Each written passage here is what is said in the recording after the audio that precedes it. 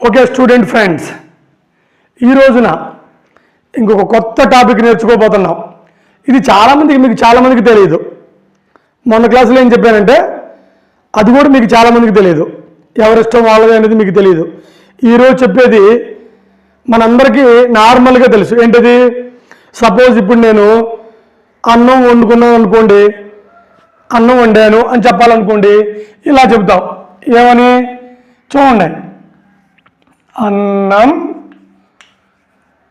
వండాను means I cooked food or rice. Okay, అన్నం వండాను, ఐ కుక్డ్ ఫుడ్. ఒకవేళ బట్టలు ఉతికాను అనుకోండి, ఇక్కడ చూడండి, బట్టలు ఉతికాను అనుకోండి, ఐ వాష్డ్ క్లోత్స్. ఓకేనా? బట్టలు ఉతికాను.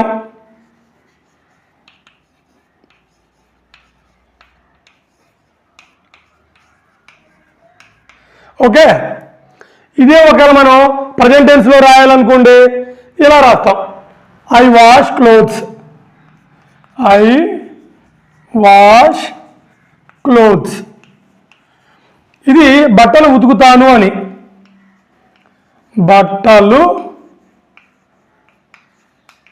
ఉతుకుతాను. ఈ మ్యాక్సిమం మన అందరికీ తెలుసు, అవునా కదా? మీ అందరికీ తెలిసింది. నేను మీకు ఇది తెలియదు అని అంటలేదు. నేను ఇక్కడ ఏంటంటే అన్నం వండాను, ఐ కుక్డ్ ఫుడ్. ఒకవేళ దీన్నే ప్రజెంట్లో రాయాలనుకోండి, ఐ కుక్ ఫుడ్. అన్నం వండుతాను.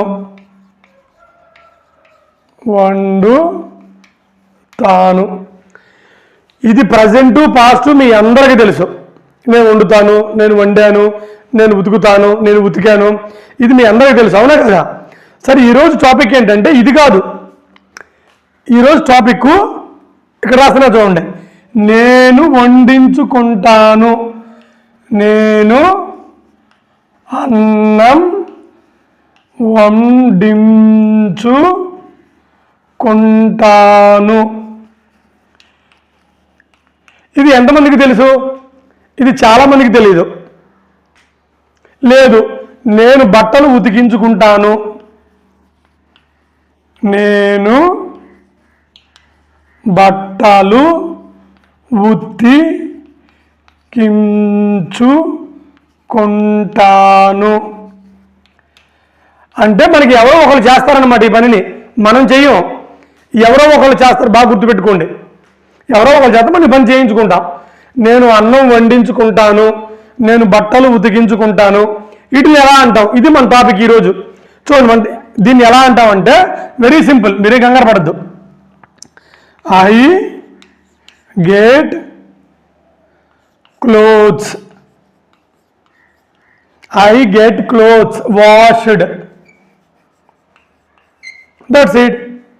I get clothes washed. నేను బట్టలని ఉతికించుకుంటాను. అన్నం వండించుకుంటాను అన్నారనుకోండి, గెట్ వాడాలి, గుర్తుపెట్టుకోండి. ఇక్కడ గెట్ వచ్చింది అనమాట. ఇక్కడ get. I get food. I get food cooked. అర్థమైందా? Very simple. సపోజ్ ఇదిగో, ఐ గెట్ ఫుడ్ కుక్డ్ అంటే అన్నం వండించుకుంటాను, బట్టలు ఉతికించుకుంటాను. ఒకవేళ పని అయిపోయింది అనుకో, నేను అన్నం వండించుకున్నాను అనాలనుకోండి, అన్నం వండించుకున్నాను. అన్నం వండించుకున్నాను. అన్నం వండించుకుంటాను అనుకో, ఇది పాస్ట్ టెన్స్లో రాస్తాం అంతే. I got food cooked. చూడండి, చిన్న చేంజ్ అంతే ఇది. ఓకేనా? ఐ గెట్ ఫుడ్ కుక్డ్ అంటే నేను అన్నం వండించుకుంటాను. ఇంకా మనం వండించుకోలేదు, జస్ట్ వండించుకుంటాం అనమాట. అన్నం వండించుకున్నాను పాస్ట్ టెన్స్ అనుకోండి, ఐ గాట్ ఫుడ్ కుక్డ్. గెట్కి పాస్ట్ టెన్స్ ఏంటి? గాట్. ఇక్కడ కూడా చూడండి, నేను బట్టలు ఉతికించుకుంటాను. దీని పాస్ట్ టెన్స్ ఏంటి? చూడండి, ఇదిగో ఐ గాట్ క్లోత్స్ వాష్డ్. అంటే దీని అర్థం ఏంటి? నేను బట్టలు ఉతికించాను. అంటే ఈ పనులు మనం చేయించుకుంటాం. Got the point. ఈ పనుల్ని మనం చేయించుకున్న వాటికి ఇలా వాడతాం, గెట్ వాడతాం అనమాట. మళ్ళీ ఒకసారి రండి. ఐ వాష్డ్ క్లోత్స్ అంటే ఏంటి? బట్టలు ఉతికాను, నేను ఉతికాను. ఇది నాకు వచ్చు కాబట్టి. ఐ వాష్ క్లోత్స్, బట్టలు ఉతుకుతాను, నాకు వచ్చు కాబట్టి నేను ఉతుకుతాను. ఇక్కడ చూడండి, ఐ కుక్ ఫుడ్, అన్నం వండుతాను, నేను అన్నం వండుతాను, నాకు వచ్చు హౌ టు కుక్. ఇక్కడ చూడండి, అయితే మరి మనకు కొన్ని రావు. సపోజ్ ఇప్పుడు నాకు రానప్పుడు ఏం చేయాలి? వండించుకోవాలి. ఇదిగోండి ఇక్కడ చూడండి, ఇదిగో నేను వండించుకోవాలి. ఐ గెట్ ఫుడ్ కుక్డ్, నేను అన్నం వండించుకుంటాను. ఓకే, అన్నం వండించుకున్నాను. మరి పాస్ట్ చెప్పాలనుకో, అరా పొద్దున ఎవరు అన్నం వండారు? నేను అన్నం వండించుకున్నాను రా, మా పక్కింటి ఎవరు వండించుకున్నాను. అంటే దీనికి పాస్ట్ టెన్స్ రాయాలి, అంతే, very easy. I got food cooked, ఇదిగోండి ఐ గెట్ క్లోత్స్ వాష్డ్, నేను బట్టలు ఉతికించుకుంటాను, నేను కూడా ఉతికించుకున్నాను. ఇదిగోండి ఐ గాట్ క్లోత్స్ వాష్డ్, నేను బట్టలు ఉతికించాను. ఇది అన్నమాట. ఇది మనకి చాలామందికి తెలియదు. ఫర్ ఎగ్జాంపుల్కి మనం చూడండి, ఇంకొంది రాస్తాను ఇక్కడ. ఓకేనా? ఇంకొంది ఆయన. Okay friends, take look at that. Okay, కొంత రాస్తాను, చూడండి. ఫర్ ఎగ్జాంపుల్కి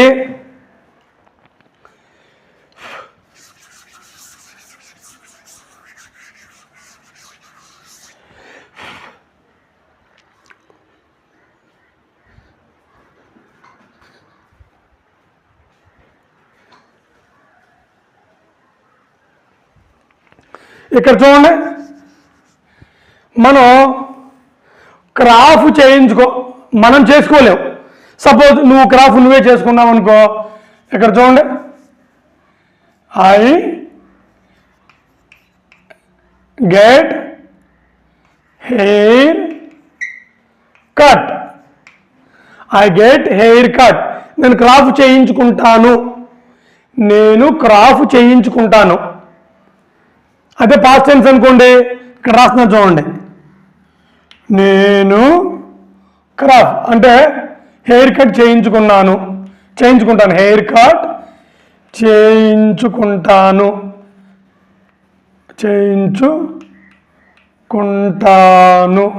ఎందుకంటే ఇది మనం చేసుకోలేం, ఇంకోటి చేయాలి మనకి. ఇక్కడికి వచ్చేయండి. ఒకవేళ నీ క్రాఫ్ నువ్వు వేసుకున్నావు అనుకో, మాట చెబుతున్నాను.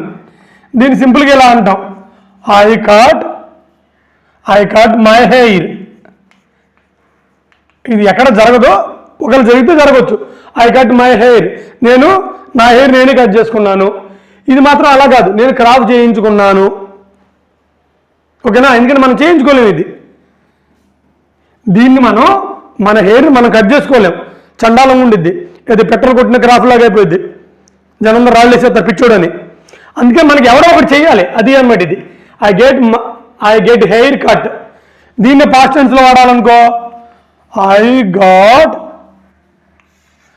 Got my hair cut. ఇది బెస్ట్ ఎగ్జాంపుల్. మనం చేయించుకోలేం కాబట్టి ఎవడో చేయాలి కాబట్టి I got my hair cut, నేను క్రాఫ్ చేయించుకున్నాను. I get my hair cut, నేను హెయిర్ని కట్ చేయించుకుంటాను. ఇది ఒకటి గుర్తుపెట్టుకోండి, అన్ని గుర్తుపెట్టుకోవాల్సిన అవసరం లేదు. ఫర్ ఎగ్జాంపుల్కి నువ్వు బట్టలు ఉతికావు అనుకో, ఐ వాష్డ్ మై క్లోత్స్, నేను ఉతికించుకున్నాను అనుకోండి, I got my clothes washed, అంతే. Okay friends, this is the today topic. Tomorrow or day ఆఫ్ tomorrow I will come with new topic. నమస్కారం.